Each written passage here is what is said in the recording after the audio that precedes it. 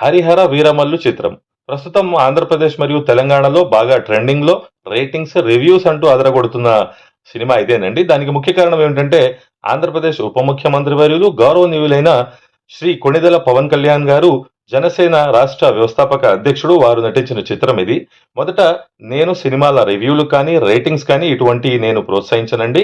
ఎందుకంటే ఎన్నో నెలలు సంవత్సరాలు కష్టపడి కొన్ని వందల కుటుంబాలు చేసే సినిమాలను కొన్ని నిమిషాల్లో రివ్యూస్ రేటింగ్స్ అంటూ వాళ్ళ లైఫ్లను నాశనం చేయడం లేదా వారికి సంబంధించిన అంశాలలో నేను కలుగజేసుకోను.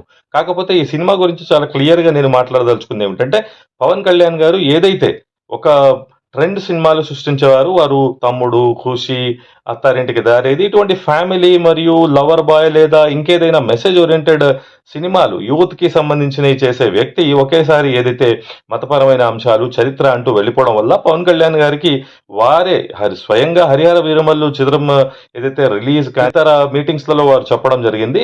ఆయన బాగా ఇబ్బందులు పడుతున్నారు అయితే సినిమాలు లేదా రాజకీయం అని. నేను మాత్రం ఈ సందర్భాన ఒక విషయం చాలా క్లియర్ గా చెప్తాను.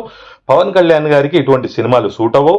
పవన్ కళ్యాణ్ గారు ఏదైతే చెగువెరా అన్నారో లేదా లెఫ్ట్ సిద్ధాంతం అన్నారో లేదా ఆంధ్రప్రదేశ్ తెలంగాణ భూములకు సంబంధించిన లౌకికవాదం, మత సామరస్యం, ప్రజాస్వామ్యం అంశాలపై వారు చేస్తే సినిమాలు బాగుండేది. కానీ వారి లైన్ ఏదైతే ఉందో అది క్రాస్ అయ్యారు కాబట్టి ఇబ్బందులు పడుతున్నారు అనుకుంటున్నాను.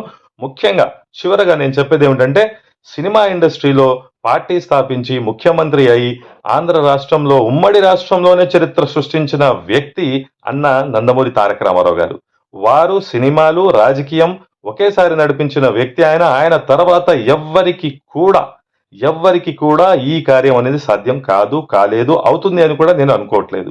అందుకోసమే ప్రస్తుతం ఉన్న వాళ్ళు అయితే సినిమాలో ఉండాలి లేదా రాజకీయాల్లో ఉండాలి. రాజకీయాల్లో వచ్చిన వాళ్ళ సినిమాలు మళ్ళీ చేయడానికి వెళ్తే అన్న చిరంజీవి గారి సినిమాల పరిస్థితి కూడా మనం చూసాం.